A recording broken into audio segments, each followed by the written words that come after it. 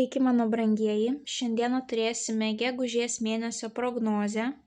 Noriu pradžiuginti, kad retrogradinis Merkurijus ir Venera gegužės mėnesį mūsų jau nebeveiks.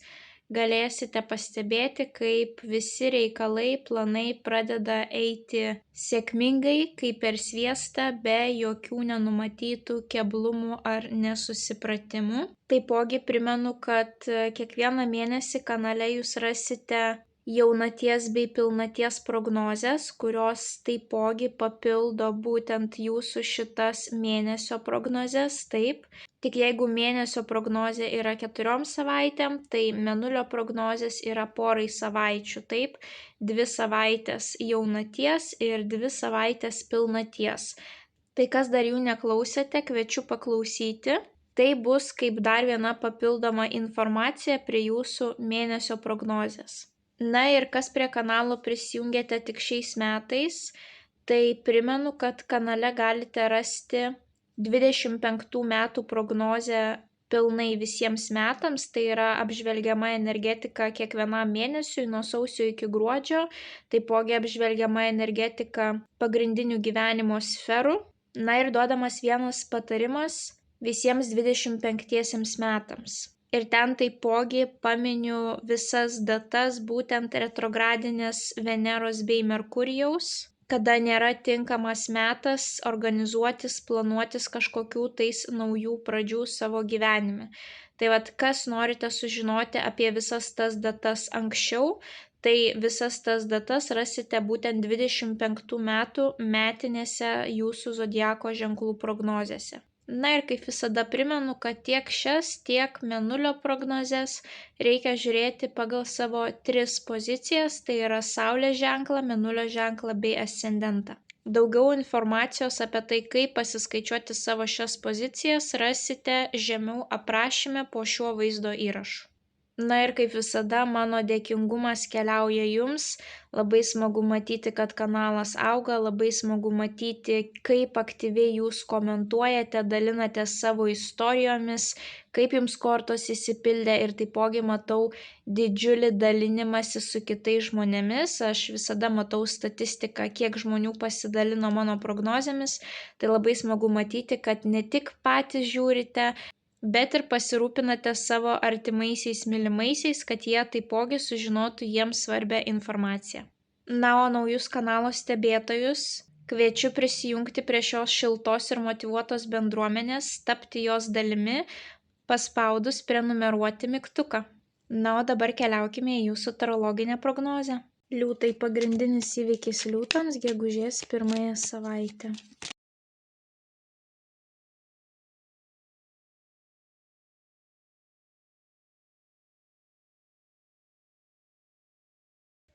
Mėnulio žinutė liūtams apie jų gegužės mėnesį.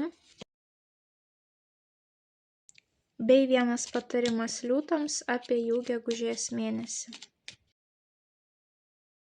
Liūtukai, 1 savaitė pas jūs nusimato aktyviausia, o likusios 3 toks jausmas, kad būsite pasimetę, daug ką analizuosite.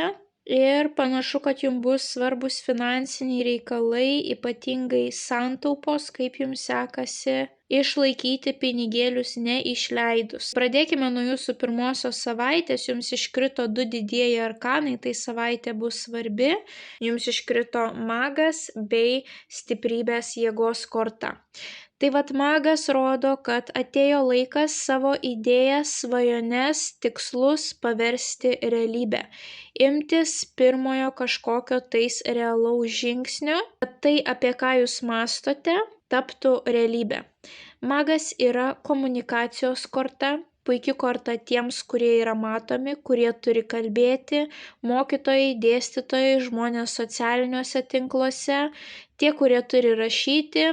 Viskas, kas susijęs su komunikacija, tiek sakytinė, tiek rašytinė komunikacija, tie žmonės, kurių darbas susijęs būtent su komunikacija, taip, tai gali būti naujos sutartys, nauji projektai, nauji susitarimai.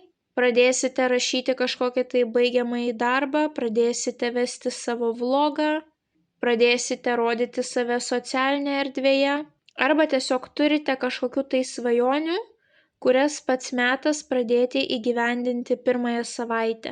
Magas yra pirmoji korta, tai reiškia kažkas tai naujo ir magas valdo visas 4 stichijas, tiek vandenį, tiek orą, tiek ugnį, tiek žemę, tai rodo, kad jums patiems užteks kompetencijų, žinių, gebėjimų, kad jūs tos veiklos imtumėtės, jums nereikia niekieno pagalbos. O jėgos stiprybės korta mes matome, kad mergaitė glosto liūtą ir liūtas jai paklūsta. Jėgos stiprybės korta būtent tai įrodo, kad jums pavyks, nesvarbu, galbūt jūs bijote, nepasitikite savimi, bet kortos jūs stumia į priekį, kad viskas jums pavyks, jūs turite tokią vidinę jėgą, kad jūs galite sutramdyti va tokį agresyvų gyvūną kaip liūtą. Ir jums nereikia rodyti savo agresijos, jūs galite būti švelnus, bet iš jūsų va ta vidinė jėga sklinda taip. Plus jėgos stiprybės korta yra būtent jūsų liūtai korta. Tai yra charizmos korta, tai yra žavesio korta. Kai einate ir žmonės jūs atsisukinėja, nes kažkas traukia, kas yra jumise. Vėlgi jėgos stiprybės korta irgi yra matomų žmonių korta. Tiek mago, tiek jėgos stiprybės, abi kortos yra matomos. Taipogi ta perkeltinė prasmė, kad liūtas gali būti jūsų baimės, kad jūs turite baimių, kurios jūs stabdo imtis tų naujų dalykų. Bet pažiūrėkite tam liūtui į akis, pažiūrėkite savo baimį į akis, perlipkite savo baimę ir eikite į priekį, rizikuokite. Ir dar centre jums iškrito lazdų karalius būtent ugnies ženklo vyrukas, tai gali būti liūtas, šaulys arba avinas. Jeigu esate vyrukas, greičiausiai tai būsite jūs. Jeigu esate moteris, šalia savęs turėsite tokį ugningą vyruką, kuris jūs kaip tik gali pastumėti tom naujom pradžiom.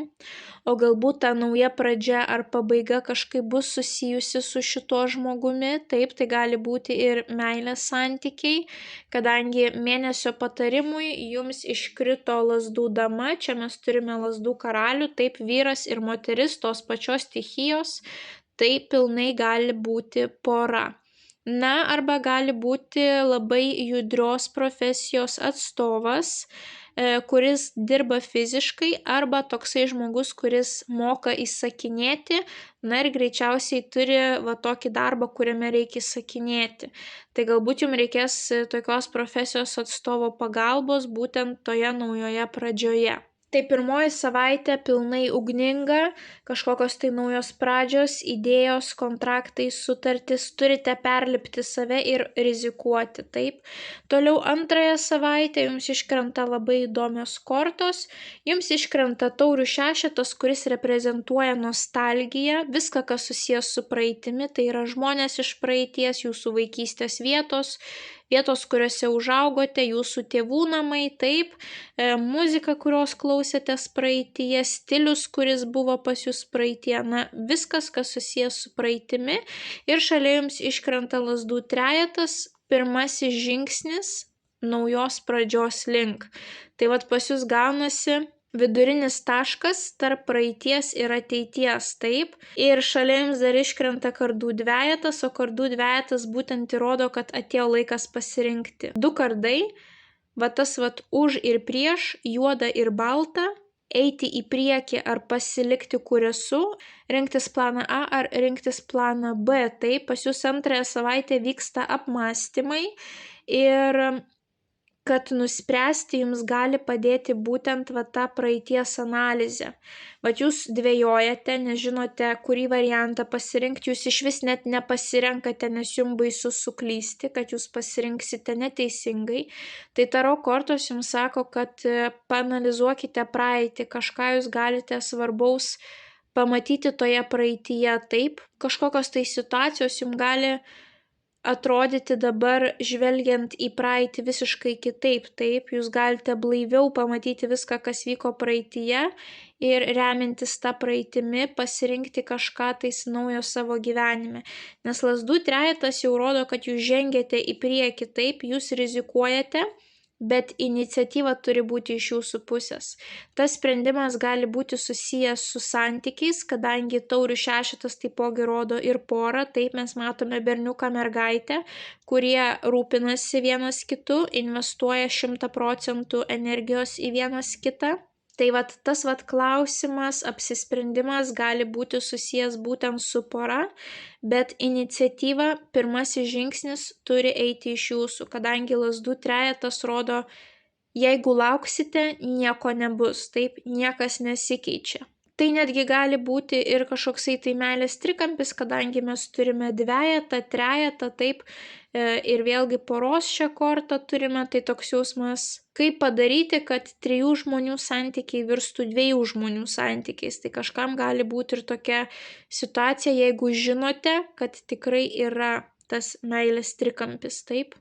Pirmąją savaitę galbūt jūs net sulauksite kažkokio tais pasiūlymo būtent iš šito drąsaus lazdų karaliaus, taip. Magas gali rodyti vat komunikaciją, pokalbį, dėmesį, pakvietimą susitikti. Šitas žmogus gali būti iš praeities ir vat kažkas tęsis gal pavyzdžiui 2 savaitę, jūs mąstysite, ar verta su tuo žmogumi išeiti kavos ar ne, na vat susiplaka kažkaip tais praeitis ir ateitis, taip. Toliau 3 savaitę pas jūs vėl tas pats kardų dvejetas, kurį turėjote štai čia. Toks jausmas, kad jūs ir toliau analizuojate, ką pasirinkti. Taipogi kardų dvejetas gali rodyti, kad jūs sakote ne, ar kažkas jums sako ne. Va tie vat sukryžiuoti kardai gaunasi tokia kaip X forma, kad kažkam jūs sakote ne, kažko tais atsisakote, ar kažkas jums pasako ne, taip. Ir dar iškrenta kardų penketas, kuris rodo kovojimą už teisybę, argumentus, pykčius, kad jūs galite laimėti kovą, bet kiti žmonės vat nelabai po to norės su jumis bendrauti, jūs galite nuginkluoti priešininkus, taip visi kardai liko pas šitą vyruką, tie žmonės sužeisti palieka mūšio lauką. Ir per vidurį jums iškrenta monetų ketvertas, vat būtent tų santaupų korta, taip. Tai yra stagnacijos korta, stabilumo korta, finansinio pagrindo korta. Kažkoksai tai pyktis, nesutarimas gali kilti dėl pinigų, dėl santaupų, galbūt dėl šeimos biudžeto, ar kiek vienas ir kiek kitas įneša į tą šeimos biudžetą ar santaupas. Galbūt jūs norite kažkaip kitaip perskirstyti savo santaupas, jūsų antroji pusė nesutinka, dėl to kyla va toks va konfliktas, nuomonių išsiskyrimas. Galbūt jūs prašote savo šeimos nario dalies santaupų, taip, o tas šeimos narys jums parodo tą iksiuką, kad ne, neduosiu, ir dėl to pas jūs įsižiebė konfliktas ir jūs dar stipriau reikalaujate tų pinigų. Tai gali būti ir jūsų darbdavys, taip, ar žmogus, kuriam jūs teikiate prekes, paslaugas, na, kažkoksai tai gali būti pinigų reikalavimas, nesutarimas dėl finansinių reikalų, dėl pagrindo, taip. Taipogi monetų ketverto perkeltinė prasmė tai yra būtent įsikabinimas į praeitį, nenorėjimas pokyčių, tai baimė pokyčiams. Ir gali būti, kad jūs turite apsispręsti, bet jūs bijote rizikuoti, jūs bijote žengti į priekį ir dėl to pas jūs toks vidinis konfliktas gali būti. Jeigu išorinius su nieko neturėsite, tai gali būti vidinis.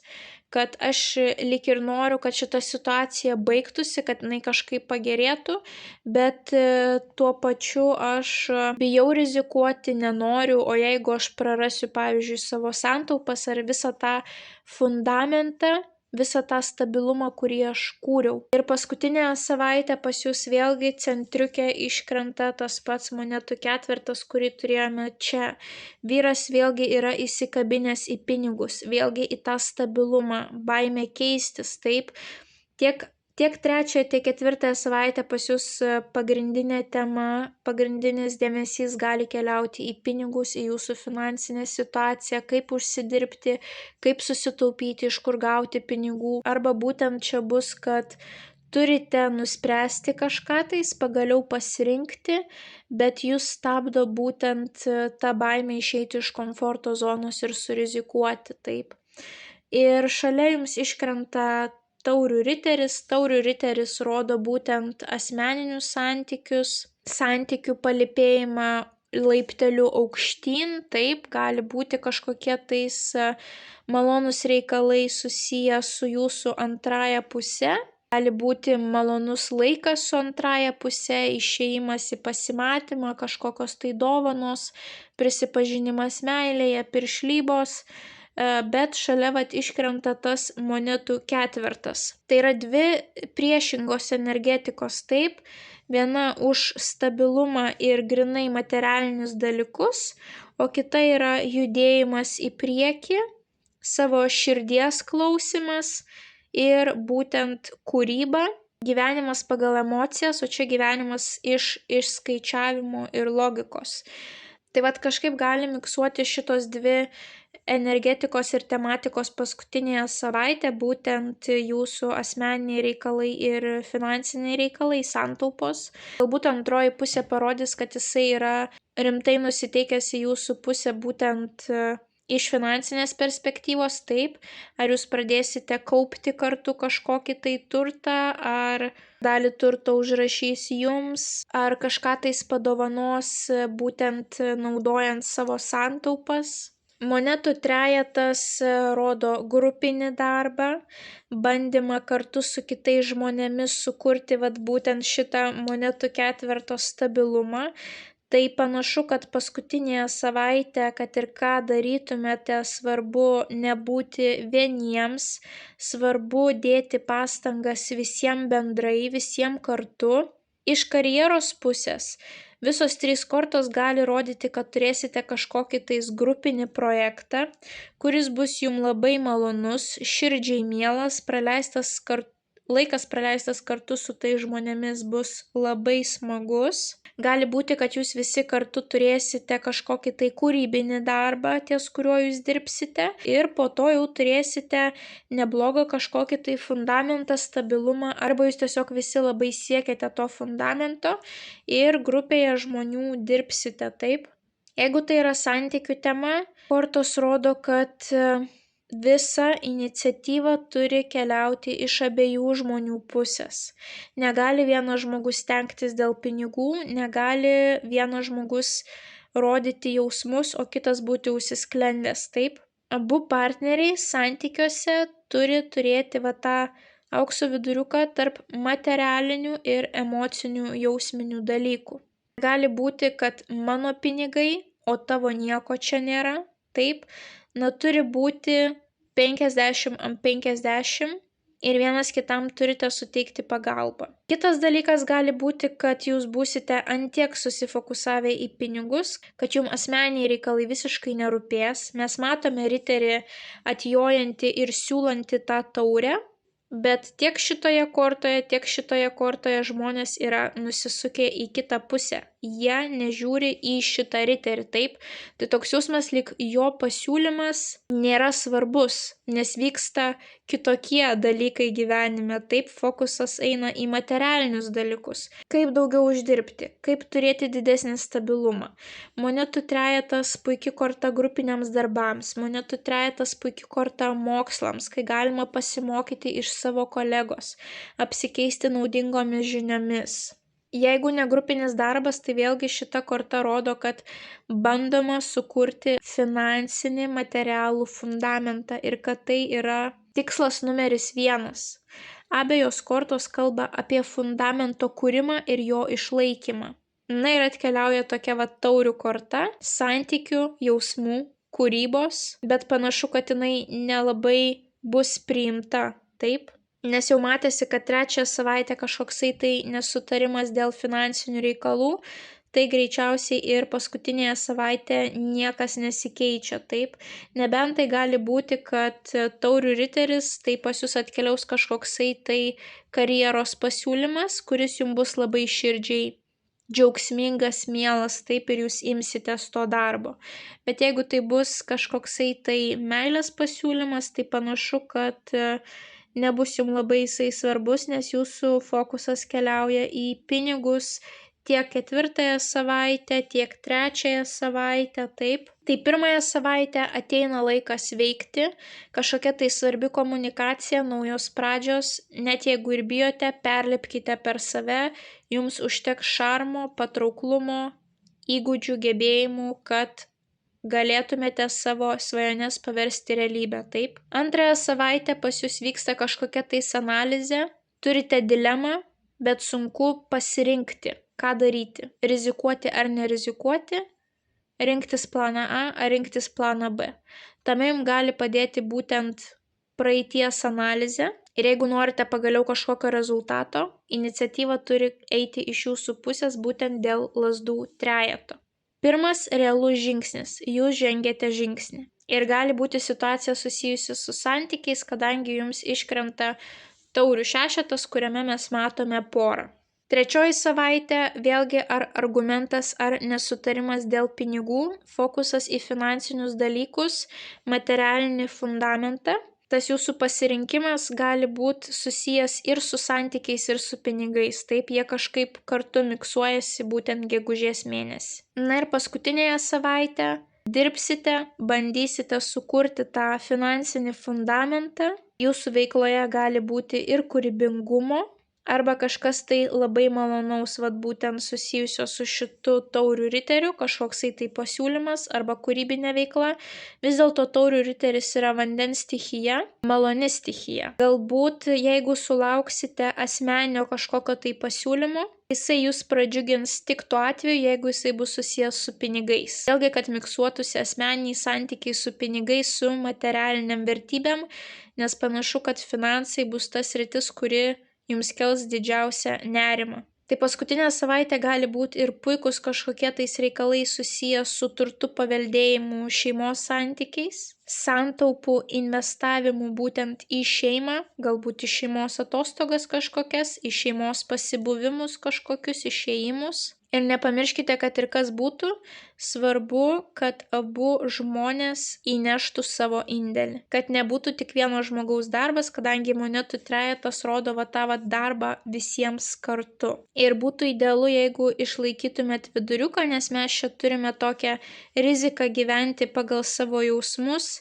ir baimę keisti kažką, geriau gyventi stabiliai, kad ir blogai, bet stabiliai pagal logiką, taip, 2 skirtingos energetikos. Tai būtų smagu, jeigu turėtumėt tiek tos šiek tiek, taip, 50/50. Kad nebūtų taip, kad vienas žmogus santykiuose svajoja apie meilę seilę, o kitas žmogus santykiuose visiškai nekreipia dėmesio į santykius, jisai fokusuojasi tik tai į pinigus, taip. Ir ką padaryti, kad tie pinigai liktų tik tai man. Bet čia yra problema to monetų ketverto, kuris iškrito netgi porą savaičių. O jeigu turite grupinius darbus, kūrybinius projektus, tai panašu, kad paskutinėje savaitę dirbsite sėkmingai, maloniai ir viskas eisis kaip per siestą. Na ir jūsų mėnulio žinutė gegužės mėnesiui. Raktas į sėkmę pradėti dar prieš tai, kai jausiesi pasiruošusi.